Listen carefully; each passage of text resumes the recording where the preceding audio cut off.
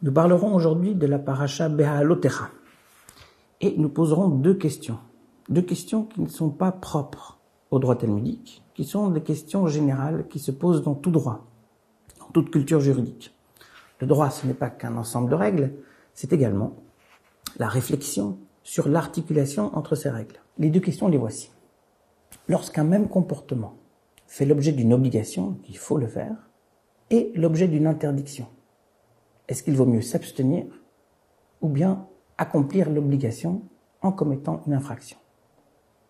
La deuxième question est, que convient-il de faire lorsque quelqu'un transgresse un interdit, mais lorsque cet interdit engendre lui-même une obligation de réparer le dommage ou de réparer l'infraction? Ces deux questions portent sur l'articulation entre les commandements positifs et les commandements négatifs. Et le droit talmudique aborde ces deux questions et propose des réponses relativement originales. Je vais donc introduire deux notions que je vais traduire, chacune illustrée par un commandement de la paracha. Première notion, l'obligation qui repousse un interdit. En hébreu, assez, doché lota assez. L'obligation fait, repousse, tu ne feras pas. Deuxième notion, lav hanitak laase, une infraction que l'on a l'obligation de réparer. Lav, interdiction, hanitak laase, qui est séparé de la sanction par l'existence d'une obligation. Je vais illustrer évidemment ces deux notions. Je commence par l'obligation qui repousse l'interdit. Dans la paracha, justement, il est question de l'obligation de porter des fils ou des franges au coin des vêtements. Nous allons illustrer avec ce commandement des tzitzit la première notion qui est assez, doché lota assez. Alors d'une manière très générale, le principe est que si on est aux prises avec une obligation qui entre en contradiction avec une interdiction, d'une manière très générale, il vaut mieux s'abstenir. En hébreu, shev ve'al ta'aseh. Reste assis et ne fais rien. Dans le doute, abstiens-toi. Mais le principe inverse existe également, c'est-à-dire le principe d'après lequel il vaudrait mieux tout de même accomplir l'obligation, fût-ce en commettant une infraction. Et ce principe constitue une dérogation au principe général. Et comme c'est une dérogation, il est de stricte interprétation. Pour le dire en termes plus simples, oui, il convient parfois d'exécuter une obligation, d'obéir à un commandement de faire, tout en commettant une infraction, mais seulement si cela est nécessaire. Bien. Alors je vous cite le verset qui prévoit le commandement positif de porter les franges au coin de leurs vêtements. Nombre, chapitre 15, verset 38, parle aux enfants d'Israël et dis-leur de se faire des franges au coin de leurs vêtements dans toute leur génération et d'ajouter à la frange de chaque coin un cordon d'azur. On a donc un commandement positif. Quel serait le commandement négatif? Quelle serait l'infraction que commettrait celui qui porte de telles franges? Eh bien, nous avons en Deutéronome 22:11 l'interdit du mélange d'étoffes, ou plutôt l'interdit du mélange de laine et de lin, l'interdit de l'étoffe mixte. Je cite, « Ne t'habille pas d'une étoffe mixte mélangée de laine et de lin. » Donc, la question qui se pose est, que convient-il de faire si toutefois les franges dont on dispose constituent une infraction? C'est-à-dire, que convient-il de faire si nous avons l'obligation de porter de telles franges, alors même que le vêtement en question possède un mélange interdit? La réponse qui est proposée est que l'obligation repousse l'interdiction. Donc, le droit, au niveau biblique du moins, prescrit de porter ce vêtement. Mais, Maïmonide nous dit que à chaque moment, à chaque endroit où tu trouves une obligation et une interdiction, donc on parle bien de notre cas, si tu peux respecter les deux commandements, alors c'est mieux, évidemment. Si vous disposez de deux vêtements, l'un qui possède un mélange interdit et l'autre qui ne possède pas, eh bien, il convient d'accomplir le commandement positif avec le vêtement qui n'est pas interdit. Mais s'il est impossible d'accomplir le commandement sans enfreindre l'interdiction, alors, oui, il faut accomplir le commandement, il faut accomplir l'obligation. Pourtant, malgré cela, les sages, donc non plus le niveau biblique, mais le niveau rabbinique, les sages ont interdit, par une xéra, une mesure préventive, de crainte que quelqu'un ne porte le vêtement avec de tels fils la nuit. Quel serait le problème? Si on a l'autorisation de porter un vêtement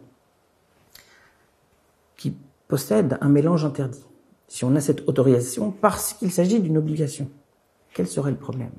Eh bien, le problème est que le champ d'application de ce commandement porte sur le jour. L'obligation n'est valable que le jour. La nuit, quelqu'un peut porter de telles franges, de tels fils, mais cela n'est pas prescrit. Donc, que se passerait-il si la nuit, quelqu'un porte un tel vêtement qui possède un mélange interdit, mais qui n'a plus lui-même l'obligation de porter? Dès lors, il ne serait plus justifié à respecter une obligation, puisqu'il se contenterait, si j'ose dire, d'enfreindre une interdiction. Donc, les sages ont interdit de manière préventive de porter un tel vêtement, même s'il s'agit d'une obligation, de crainte qu'on en vienne à se trouver dans une situation où on enfreint l'interdit, mais à un moment de la journée, la nuit, où on n'a pas l'obligation. Et comment sait-on, au fond, que cette obligation ne concerne que le jour? Car le verset dit « Or item auto ». Vous le verrez. Et vous le verrez est compris « Bishat reya », au moment où l'on voit. C'est une dracha. Le moment où l'on voit, c'est le jour. Donc du point de vue biblique, du point de vue Minatora ou Deoraita, il y a deux niveaux, biblique et rabbinique. Du point de vue biblique, on peut porter des fils qui sont en infraction par rapport à l'interdiction des étoffes mixtes, le sha'atnes, mais la loi rabbinique l'interdit. J'ai un exemple similaire mais différent d'une action qui est autorisée du point de vue biblique et interdite du point de vue rabbinique. Je précise que l'analogie n'est pas parfaite. Si Rosh Hashanah tombe un samedi, eh bien, d'après le niveau biblique des Oraïta, on aurait le droit de faire sonner le shofar, la corne qu'on a l'obligation de faire sonner à Rosh Hashanah. Mais les sages ont décrété qu'il était interdit de le faire parce que on pourrait être conduit, c'est une conséquence possible, à transporter ce shofar, cet objet, et ce transport serait lui-même interdit par les règles du Shabbat. Je passe à présent à l'autre notion. Nous avons vu assez d'ochelota assez, l'obligation repousse l'interdit. Maintenant, nous abordons la deuxième articulation de commandement positif et négatif, à savoir l'infraction qui engendre une obligation de réparer. Lav hanitak la'aseh. Et nous abordons ceci également dans un commandement de la paracha, qui est la Pâque.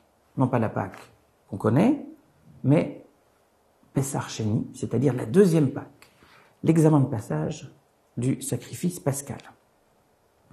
Avant d'entrer dans le commandement lui-même, je vous propose un exemple plus connu, plus intuitif que le sacrifice de la seconde Pâque, pour illustrer cette notion de lav hanita klasi. Il est interdit de voler. Je parlerai de xéla. différents types de vols. Il est interdit de voler, et par ailleurs, il y a un commandement positif de rapporter l'objet volé. Donc la question se pose, est-ce que l'on punit celui qui a volé s'il est encore possible pour lui de réparer le vol, c'est-à-dire de rapporter l'objet volé? Ceci fait l'objet d'une controverse, mais elle est tranchée en répondant non, on ne punit pas une infraction si cette infraction engendre l'obligation de la réparer, ou du moins on ne punit pas cette infraction tant que l'on peut réparer la dite infraction. Autre exemple, durant la fête de Pessah, il est interdit notamment de posséder du hametz, pour faire simple, du pain. Est-ce que l'on punit celui qui possède du pain pendant Pessah?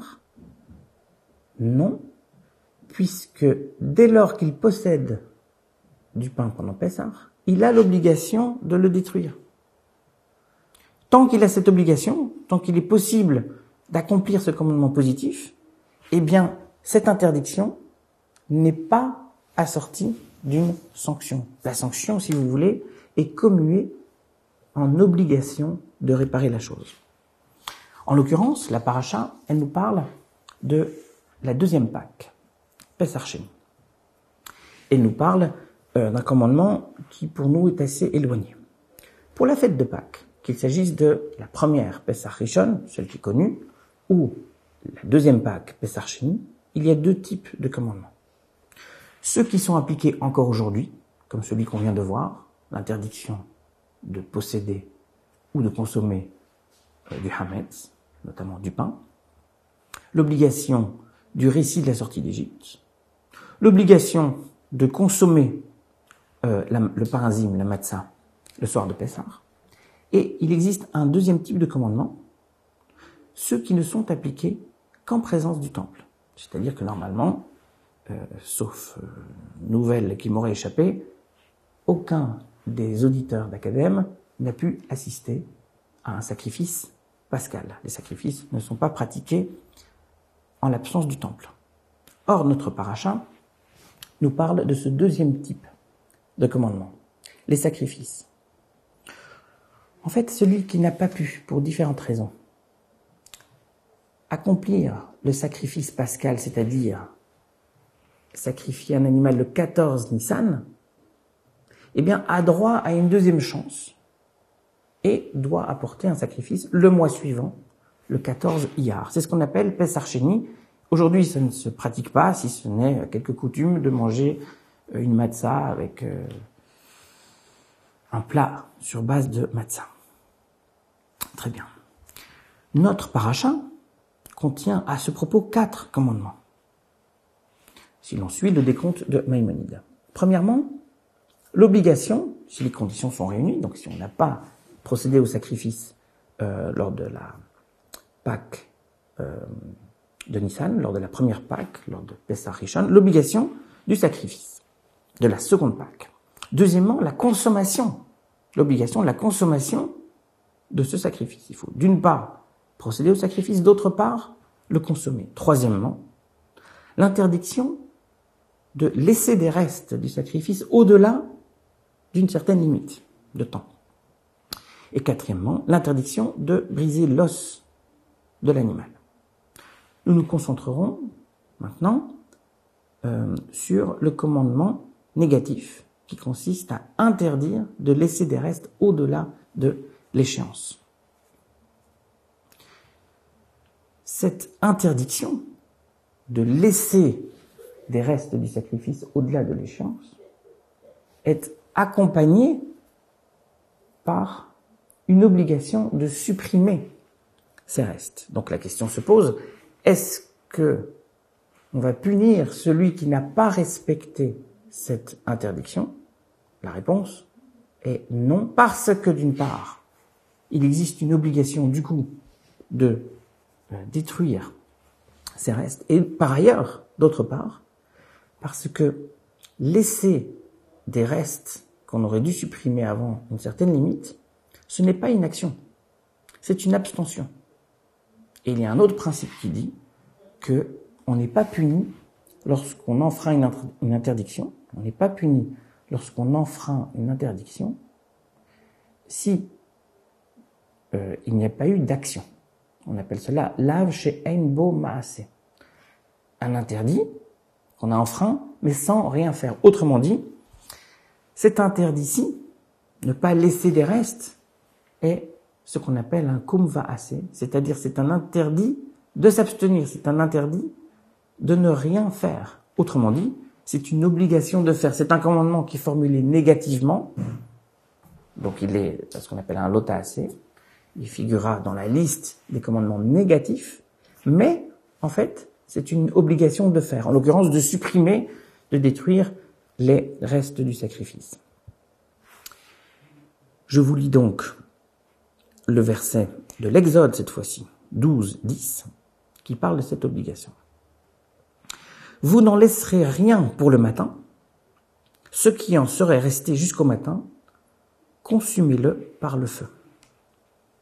Une telle infraction n'est donc pas punie, du moins, de nouveau, pas tant qu'il est possible d'accomplir le commandement consistant à réparer la faute. Alors, je voudrais vous proposer très rapidement une réflexion, disons, d'ordre éthique, quasiment, voire quotidien, concernant nos deux notions. Peut-être peut-on apprendre quelque chose de ces deux notions pour notre vie quotidienne. D'abord, assez d'orelota'ase. L'obligation l'emporte sur l'interdiction. Oui, certes, mais nous n'avons le droit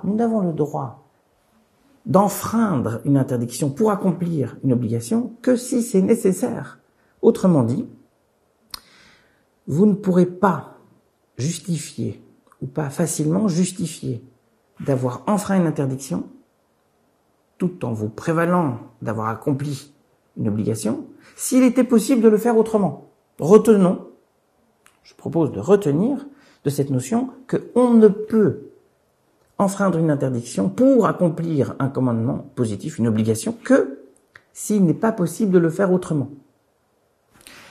Par ailleurs, pour l'interdiction qui engendre une obligation de réparer, eh bien on peut retenir pour la vie quotidienne que lorsqu'on se demande si on doit punir quelqu'un,